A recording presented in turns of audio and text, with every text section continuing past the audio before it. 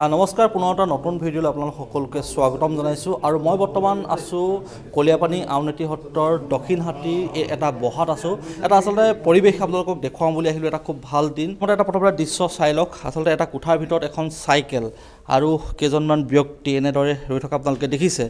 এনেদৰে এই পৰিৱেশটো আজি কিয় ৰচনা হ'ল মই আপোনালোকক জনাম, কিন্তু পৰিৱেশটো আপোনালোকে চাওক। প্ৰথমতে মই পৰিৱেশটো প্ৰথমতে দেখুৱাই লৈছোঁ। আমি প্ৰথমতে যাম এজন ছাত্ৰৰ ওচৰলৈ। তেওঁৰ লগত আমি প্ৰথমতে কথা পাতি ল'ম, তেওঁৰ পৰিচয়টো আমি জানি ল'ম। তাৰপিছত বাকী যিসকল ইয়াত লোক দেখিছে আমি তেওঁলোকৰ লগতো কথা পাতিম। মই প্ৰথমতে এই যিজন কিশোৰ দেখিছোঁ আমি তেওঁৰ লগত প্ৰথমতে কথা পাতিম। মই তোমাৰ পৰিচয়টো জানিব বিচাৰিছোঁ। নমস্কাৰ, মোৰ নাম শ্ৰী প্ৰণয়জ্যোতি মালাকাৰ। মোৰ ঘৰ টিয়ক তেলীয়া গাঁও। তুমি কোন ক্লাছত পঢ়ি আছা? মই এবাৰ ক্লাছ 10ত। তোমাৰ লগত কি ঘটনা ঘটিছিলে যিটো কাৰণে তোমাৰ পিতৃ মাতৃহীন হ'বলগীয়া হ'ল? তুমি মানে মা দেউতা ঢুকোৱাৰ পাছত আৰু মানে মই মমাহঁতৰ লগত আছিলোঁ। তাৰপৰা মানে এজন ওচৰৰ মানুহ আছিলে প্ৰশান্ত দা। তাৰপৰা প্ৰশান্ত দাই মানে মেডিয়া মাতি আনি মানে হেৰি কৰিছিলে। তাৰপৰা এই ছাৰ আছিলে, ছাৰে আমাৰ লগত মানে সহায় কৰিছিলে।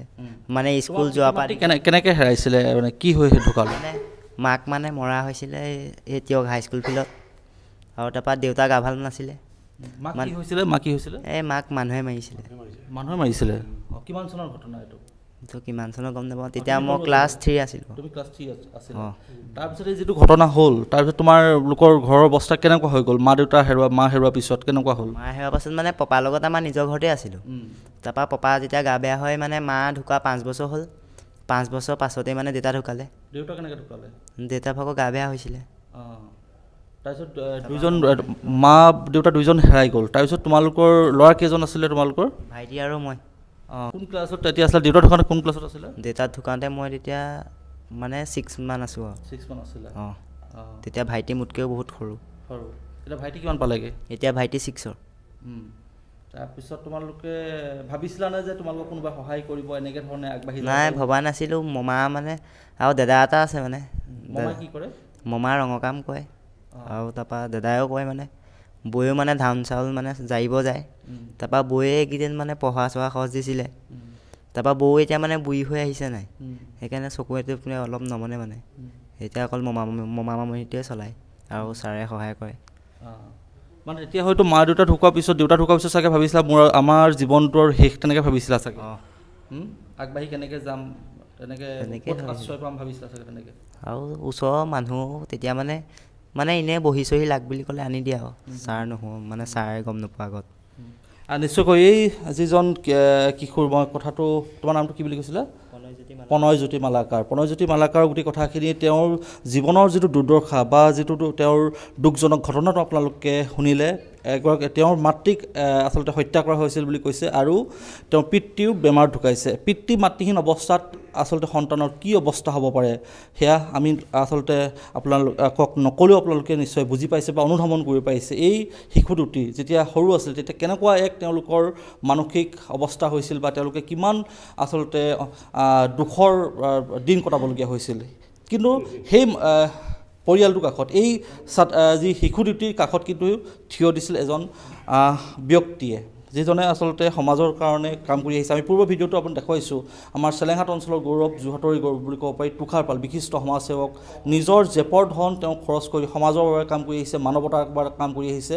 সমাজখন সুস্থিৰ কৰাৰ কাৰণে, সমাজৰ ভালৰ কাৰণে তেওঁ নিজৰ জেপৰ ধন খৰচ কৰি কিন্তু সেৱা আগবঢ়াই আহিছে। তুষাৰ পাল ডাঙৰীয়াক মই প্ৰথমতে আজি অভিনন্দন জনাইছোঁ, যিহেতু আপুনি সমাজৰ কাৰণে দীৰ্ঘদিনে কাম কৰি আহিছে। আমি দেখি আহিছোঁ এজন মোৰ দাদা সম্বন্ধীয় লোক, ককাইদেউ সমাজৰ কাৰণে নিস্বাৰ্থভাৱে কাম কৰি আহিছে। আজি আপুনি তাক এটা স্থায়ী ৰূপ দিবলৈ গৈ আছে। দেউকা আপোনাৰ আজি স্থায়ী ৰূপ হ'ব। কি ক'ব আচলতে? দেউকা এই মানে যিটো এটা শব্দ নহয় আচলতে, আৰু তুষাৰ পালো এটা অকল মাত্ৰ নাম নহয় বা এজন ব্যক্তি নহয়, আজি অনুষ্ঠানলৈ পৰিৱৰ্তন হৈছে। কি ক'ব? হয়, মই ইয়াৰ আগতো মই আজি প্ৰায় 4-5 বছৰ আগৰ পৰাই বিভিন্ন দুখীয়া ল'ৰা ছোৱালীক মই সহায় কৰি আহিছিলোঁ। তেতিয়া আজিৰ দিনটোত ভাবিছিলোঁ যে তেনেকৈ কৰাতকৈ আমি এটা ন্যাস গঠন কৰি ল'ব লাগিব। তেতিয়া সেই ন্যাসৰ আণ্ডাৰত আমি কামখিনি কৰিবলৈ আমাৰ সুবিধা হ'ব। সেই উদ্দেশ্যে মই যোৰহাট জিলাৰ সদস্যসকলৰ লগত কথা পাতিছিলোঁ, মিডিয়াৰ লগত কথা পাতিছিলোঁ। তেওঁলোকে মোৰ কথাটো শুনি একেবাৰে একদম মানে প্ৰথমতে তেওঁলোকে মোক ছাপৰ্ট দি দিলে, বোলে হ'ব চিন্তা কৰিব নালাগে, আমি কৰি দিম। আৰু তেওঁলোকৰ সহযোগত তেওঁলোকে যিখিনি পদক্ষেপ হাতত লয় তাৰ লৈ আজিৰ দিনটোত মই এই ন্যাস মানে দেউকা নামেৰে ন্যাস দেউকা নামটো কেনেকৈ মনলৈ দেউকা হ'ল কি এটা পাখি মানে যি চৰাই উৰিব নোৱাৰে পাখি নহ'লে যেতিয়া উৰিব নোৱাৰে কষ্টত ছটফটাই থাকে যদি পাখি থাকে আৰু পাখিটো যদি সুস্থ হৈ থাকে বেমাৰী নহয় পাখিটো তেতিয়াহ'লে উৰিবলৈ সহায় হয় আকাশ চুবলৈ সুবিধা হয় সেই উদ্দেশ্যে মই ভাবিছিলোঁ যে যিখিনি ল'ৰা ছোৱালীয়ে মানে ধৰক মানে একেবাৰে দুখীয়া তেওঁলোকে টকা পইচাৰ অভাৱত যদি পঢ়িব নোৱাৰে দেউকাৰ নিচিনা যদি এটা সহায় নাপায় সেই উদ্দেশ্যে মই দেউকা নাম দি সেই শিশুসকলক মানে যি মানে দুখীয়া ছাত্ৰ ছাত্ৰীসকলক অকণমান সহায় কৰি তেওঁলোকে উৰিব পৰাকৈ এটা মানে চিন্তা কৰি এই দেউকা নাম দি মই ন্যাস গঠন এতিয়া আপুনিতো মানুহক সহায় কৰি আহিছে কিন্তু দেউকা যোগেদি আপোনাৰ যিসকল দৰিদ্ৰ পৰিয়ালৰ সন্তানসকল কেনেদৰে উপকৃত হ'ব মানে কেনেকৈ আপোনাৰ লগত আপুনি কেনেদৰে সহায় কৰিম বুলি ভাবিছে আপুনিতো মানুহৰ লগত সহায় কৰি আছেই কিন্তু দেউকা যেতিয়া আপুনি স্থাপন কৰিলে কেনেদৰে সহায় হ'ব বা আপোনাৰ লগত যদি কোনোবাই বিচাৰে সহায় পাব বুলি বিচাৰে কেনেদৰে যোগাযোগ কৰিব আমি দেউকা নাম দিছোঁ যেতিয়া আমি দেউকা আমি প্ৰচাৰ কৰি দিম বিভিন্ন মানে সংবাদসকলৰ লগত আমি আলোচনা কৰি আমি প্ৰচাৰ কৰিম যে আমাৰ লগত যোগাযোগ কৰক আমি সব দি দিম তাত নাম চাম দি দিম এড্ৰেছ দি দিম নাম্বাৰ দি দিম আমাৰ লগত যোগাযোগ কৰক তেনেকুৱা যদি কোনো মানে অতি দুখীয়া ছাত্ৰ ছাত্ৰী আছে টকা পইচা অভাৱত পঢ়া ছাত্ৰ ছাত্ৰীক সহায় কৰিব ছাত্ৰ ছাত্ৰী এইটো শিক্ষা ন্যাসহে হয় আৰু স্পেচিয়েল কিছুমান হয় এনেকুৱা কণ্ডিশ্যন আহি যায় মানুহজনক এতিয়া ততাতৈকে মই হস্পিটেল নিব লাগে তেওঁৰ হাতত পইচা নাই সেই ক্ষেত্ৰত অন কণ্ডিশ্যনত আমি সহায় কৰিবলৈ চেষ্টা কৰিম শিক্ষাৰ লগতো শিক্ষাৰ লগতে যদি মানে সামাজিক বেলেগ যদি কোনোবা সহায় কৰিবলৈ চেষ্টা কৰিম আৰু দেখিছোঁ চাইকেল এখন দেখিছোঁ চাইকেলখন এতিয়া কেনেকুৱা কি হ'ব এতিয়া চাইকেলখন কিয় আহি এই কোঠাটোত আহি উপস্থিত হ'লহি আজিৰ দিনটোত আমি চাইকেলখন দিম বুলি মই ভাবি লৈছোঁ কাৰণ যিহেতু এই ছাত্ৰজন ফেব্ৰুৱাৰী মাহত মেট্ৰিক পৰীক্ষা দিব ঘৰৰ পৰা স্কুল যথেষ্ট দূৰ অহা যোৱা কৰিবলৈ সুবিধা হ'ব সেই উদ্দেশ্যে মই চাইকেলখন এই ছাত্ৰজনক মই প্ৰদান কৰিছোঁ আৰু এটা মানে উৎসাহো দিছোঁ লগতে যে তুমি পঢ়া আমি আছোঁ তোমাৰ টকা পইচাৰ কাৰণে কোনো অসুবিধা নহয় তুমি আগবাঢ়ি যোৱা আপুনি পূৰ্বৰ পৰাই সহায় কৰি আহিছে তেতিয়াৰ পৰাই আপুনি শিক্ষা ক্ষেত্ৰত সহায় কৰি আহিছে অকল শিক্ষা বুলিয়ে নহয় তেওঁ যাৱতীয় যিখিনি প্ৰয়োজন হয় এজন ল'ৰা বা দুজন আছে তেওঁলোকৰ ককাই ভাই তেওঁলোকৰ যি দৰকাৰ হয় কাপোৰ কানিৰ পৰা আৰম্ভ কৰি জোতা মোজাৰ পৰা আৰম্ভ কৰি কিতাপ পত্ৰৰ পৰা আৰম্ভ কৰি সকলোখিনিয়ে মই 4 বছৰমান দি আহিছোঁ নিশ্চয়কৈ খুব আচলতে শুনিলে আপোনালোকে গম পাইছে গোটেই কথাখিনি শুনি আপোনালোকে গম পাইছে যে তুষাৰদাই কেনেদৰে এই পৰিয়ালটোক এই দুটি শিশুক কেনেদৰে সহায় কৰি আহিছে তেওঁলোকে কেনেদৰে আগবাঢ়ি যাবলৈ শক্তি পাইছে আৰু এই আৰ্তজনৰ দেউকা হৈ থাকক এই তুষাৰদাৰ যিটো পদক্ষেপ আৰ্তজনৰ বা দুখীয়া দৰিদ্ৰজনৰ কাৰণে এখন দেউকা হওক যাতে তেওঁলোকে পাখি মেলি উৰিব পাৰে মই খুব সংক্ষেপ সৰুকৈ মই মন্তব্য ল'ব বিচাৰিছোঁ আছোঁ নেতা আছে কেনেকুৱা লাগিছে আজি পৰিৱেশটো আজি পৰিৱেশটো খুবেই ভালেই লাগিছে আচলতে যিজন সমাজকৰ্মী তুষাৰদা আমাৰ লগত বহুত আগৰ পৰাই পৰিচিত তেখেতে আৰ্তজনৰ কাষত প্ৰতিটো সময়ত থিয় দিয়ে সেইজন ব্যক্তিক আমি দেখি আহিছোঁ আজিও আমি দেখিছোঁ এজন দৰিদ্ৰ ছাত্ৰক দেউকা ন্যাস গঠন হোৱাৰ লগে লগে এখন চাইকেল প্ৰদান কৰি উপহাৰ দিছে আৰু তেওঁ যি দেউকাৰ লক্ষ্য আৰু উদ্দেশ্য সেই লক্ষ্য আৰু উদ্দেশ্য সুদূৰ প্ৰসাৰী হওক তাৰে কামনা কৰিছোঁ নিশ্চয়কৈ ধন্যবাদ জনাইছোঁ দাদা কি ক'ব আচলতে মাউসে অতিলে গুৰি পৰাও মৰণ নাই আৰু এডাল টিনই ধৰক একো কৰিব নোৱাৰে সহস্ৰডাল টিন যদি বান্ধি লোৱা হয় তেতিয়া দুৰ্জয় হাতীকো বলাব পাৰে ঠিক তেনেধৰণে এই দেউকা অনুষ্ঠানটোৰ যোগেদি উৰিব নোৱাৰা চৰাইক যেনেকৈ ধৰক টোপ দি পেলাই গাত বল দি দেউকাত উৰিবলৈ সাহস দিছে ঠিক দেউকা অনুষ্ঠানটোৰ ধৰে ধৰক পিতৃহীন মাতৃহীন এই দুখীয়া সন্তানটি যিহেতু মেট্ৰিক পৰীক্ষা দিব স্কুললৈ যাবলৈ হয়তো তেখেতৰ বাহন নাই এই সুবিধাখিনি দিয়াৰ কাৰণে পাল ডাঙৰীয়াক ধন্যবাদ জানিছোঁ আৰু আপোনালোকৰ মিডিয়াৰ যোগেদি এই দেউকা অনুষ্ঠানটো সফল হওক তাৰে কামনা কৰিছোঁ ধন্যবাদ জনাইছোঁ আমাৰ অন্তভূঞা আছে কি ক'বা চাওক মানুহৰ এটা কাম কৰিবলৈ এটা উদ্যম লাগিব মানুহৰ ধন টকা পইচা বহুত থাকিব পাৰে আৰু তেওঁলোকে সেই বিশেষ কিছুমান মানুহে কি কৰে নিজৰ সতি সন্ততি বা নিজৰ ঘৰখনৰ কাৰণে কাম কৰে আজি তাৰ ব্যতিক্ৰম কিন্তু তুষাৰ পাল ডাঙৰীয়া এইটো কাৰণে তেখেতে চাহ খেতিৰ লগত বিশেষভাৱে যে ক্ষুদ্ৰ চাহ খেতিয়ক সকলোৱে পৰিচিত কিন্তু তাৰ মাজেৰে তেখেতে সামাজিক কাম কাজবিলাক কৰি আছে প্ৰায় 12জন ছাত্ৰ ছাত্ৰীক তেখেতে বৰ্তমান পঢ়াই আছে বুলি আমি গম পাইছোঁ আৰু শেহতীয়াকৈ তেখেতে আজি যিটো দেউকা নামৰ যিটো শৈক্ষিক ন্যাস গঠন কৰিছে আমি ইয়াৰ সহযাত্ৰী হ'বলৈ পাই খুবেই আনন্দিত আমি আশা কৰিম দেউকাৰ জৰিয়তে আমাৰ বৃহত্তৰ যোৰহাট জিলাৰ আৰ্থিকভাৱে পিছপৰা ছাত্ৰ ছাত্ৰীসকল সহায় হ'ব আৰু আমি দেউকাৰ সহযাত্ৰী হৈ থাকিম নিশ্চয়কৈ ধন্যবাদ জনাইছোঁ মই আমাৰ দিগন্ত শইকীয়া ছাৰ আছে আমাৰ চেলেংঘাট উচ্চতৰ মাধ্যমিক বিদ্যালয়ৰ অধ্যক্ষ ছাৰ কি ক'ব আজি এই অনুষ্ঠানটোৰ যেতিয়া খবৰটো পালোঁ যে তুষাৰ পালদেৱে এটা নতুন এটা ন্যাস গঠন কৰিবৰ কাৰণে আগবাঢ়িছে এই খবৰটো শুনি আমি যথেষ্ট আনন্দিত পালোঁ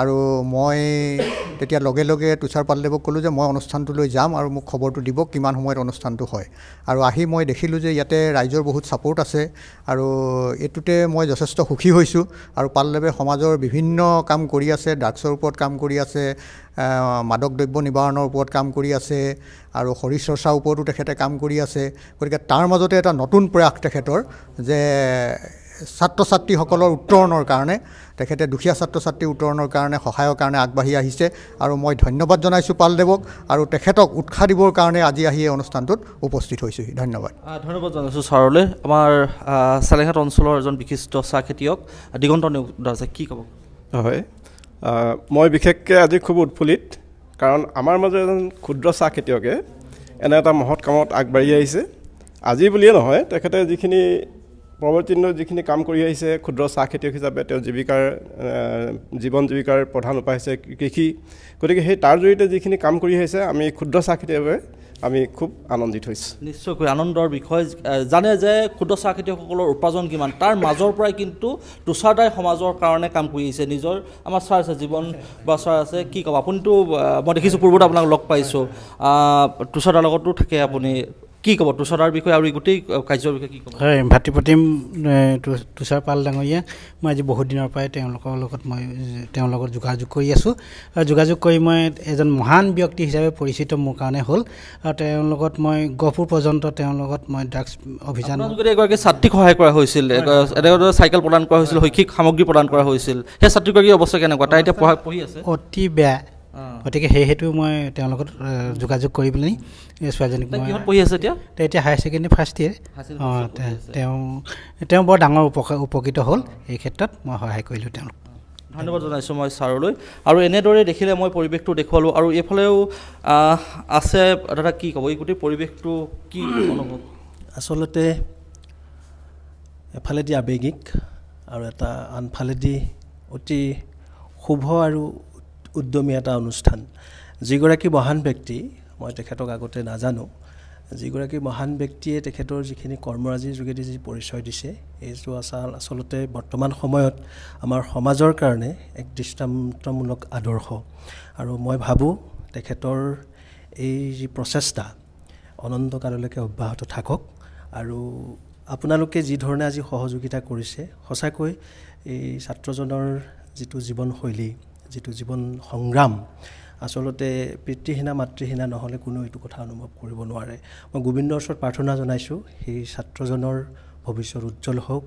আৰু শিক্ষাৰ ক্ষেত্ৰতে হওক বা অন্যান্য সামাজিক ক্ষেত্ৰতে হওক তেখেতৰ উত্তৰোত্তৰ উন্নতি কামনা কৰিছোঁ আৰু মই সামান্য এটি নিৰ্মালী মই সেই ছাত্ৰজনৰ কাৰণে দিব খুজিছোঁ হয় হয় হয় আৰু দেখিছে এনেদৰে সহায় আগবঢ়াইছে এই ছাত্ৰজনলৈ সত্ৰৰে এজন ভকতে সেৱা তেওঁক এনেদৰে সহায় আগবঢ়াইছে আপোনালৈ আন্তৰিক ধন্যবাদ জনাইছোঁ হয় হয় আপোনালোক সকলোকে মোৰ শুভকামনা জনাই সামৰণি মাৰিছোঁ নিশ্চয়কৈ ধন্যবাদ জনাইছোঁ আপকো যোৰহাট জিলা আৰু টিয়ক ই মিডিয়া ফাৰ্মৰ উদ্যোগত আজি যি এই দেউকা নামৰ যি ন্যাস গঠন কৰা হৈছে আমি সেই স্থলীৰ পৰা পৰিৱেশটো দেখুৱালোঁ আৰু আমিও আশা কৰিছোঁ যাতে দেউকাই আৰ্তজনৰ দেউকা হৈ উৰক সপোনবোৰ পূৰ্ণ কৰক আকাশ চুৱক সেইসকল লোকৰ যিসকলে আচলতে হেৰুৱাইছে কাবাক বা তেওঁলোকে নিজে আচলতে তেওঁৰ পৰিয়ালৰ যা দুৰ্দশা আছে তেনে অৱস্থাত এই দেউকাখনে মেলি তেওঁলোকক আকাশ চোৱাত সহায় কৰক আমি তাকে কামনা কৰিছোঁ আৰু ভিডিঅ'টো মই ইমানতে সামৰণি মাৰিছোঁ যদি ভিডিঅ'টো আপুনি উপযোগী বুলি ভাবিছে তেতিয়াহ'লে লাইক কৰিব কমেণ্ট কৰিব শ্বেয়াৰ কৰিব মোৰ ইউটিউব চেনেলটো ছাবস্ক্ৰাইব কৰিবলৈ নাপাহৰিব আৰু যদি আপুনি ফেচবুকত চাইছে তেতিয়াহ'লে ফ'ল' কৰিব ধন্যবাদ